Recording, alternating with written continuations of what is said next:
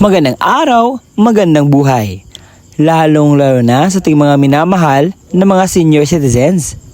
Mga lolo at lola, sa araw na ito ay ibabahagi ko sa inyo ang magandang balita na mangyayari bukas, April 12, 2025, and that is Saturday. Dahil bukas po may magaganap na pension release sa iilang mga lugar dito sa ating bansa.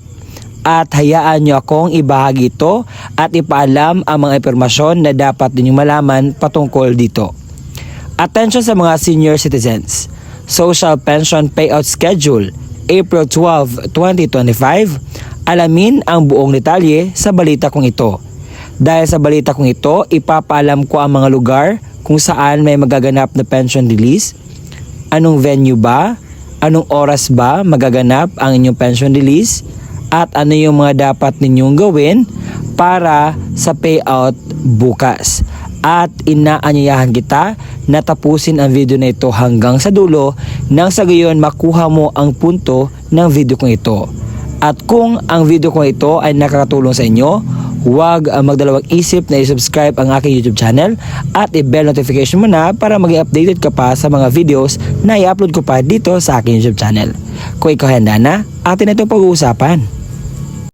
Una sa ating listahan ang Barangay Canlumbang, Calamba City.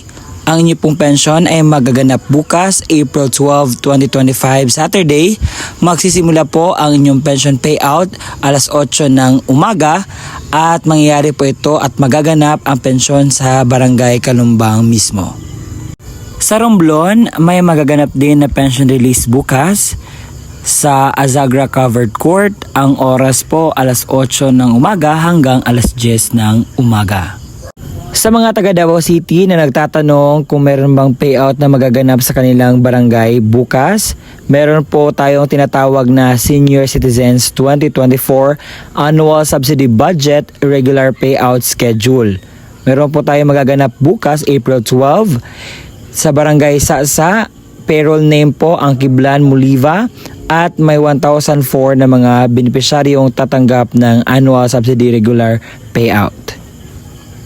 May payout din para sa ating mga senior citizens sa Barangay Matinapangi. Ang payroll name ay Abadinas Norma et al. At may number po ng mga beneficiaries na 1,318. Meron ding payout para sa ating mga senior citizens, ang annual subsidy regular payout sa Barangay Baliok. Ang payroll name ay Ababa Patricia et al. At ang number of beneficiaries ay 1,489.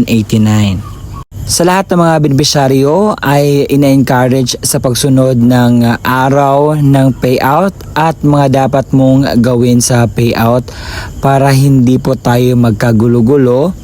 Kung wala po kayo sa listahan sa payroll, huwag lang po kayong pumunta doon. Para sa kumpletong listahan sa mga benepisyaryo at iba pang mga katanungan, pupunta po kayo sa CSWDO District Office kung saan po yung barangay at makipag-coordinate sa Direct Service Implementer or DSIS regarding po sa inyong concern patungkol sa katanungan ninyo with regards with this subsidy payout po para sa mga senior citizens. At yun po ang mga lugar na ating nakuha na may magaganap na pension release bukas, April 12, 2025. Nasanay ang impormasyon na aking naibigay ay sapat na para makuhanan ninyo ng base kung ano yung gagawin, saan kayo pupunta at anong oras ba magaganap ang pension release bukas. Gusto ko lang po ipaalam sa inyo kung ano yung dapat na mga gawin, ano yung mga impormasyon na dapat ninyong isaulo. Nang sa gayon, meron po tayong ideya. At kung pupunta po tayo doon sa payout, kinakailangang ready po tayo, nakainom po tayo ng gamot or nakadala po tayo ng mga documents needed. At kung kinakailangan po, dapat makakain po. At kung ang kukuha naman ay mga representatives, pakikumpleto lang po ng mga documents na hinihingi po. So i-flash ko sa screen ngayon ang mga documents nang sa gayon meron kayong basihan kung ano yung dadalhin nyo bukas. Yan po ang mga dapat ninyong i-check na mga documents at ito yung mga paalala na dapat mong alamin. At ako po ito, si Roel Mendoza Tanyo. Kung nagustuhan mo at nakuha mo ang impormasyon na dapat mo makuha patungkol dito, huwag kang magdalawang isip na i-subscribe ang aking YouTube channel at i-bell notification mo na para maging updated ka sa mga videos na i-upload ko pa sa aking YouTube channel. Bye-bye!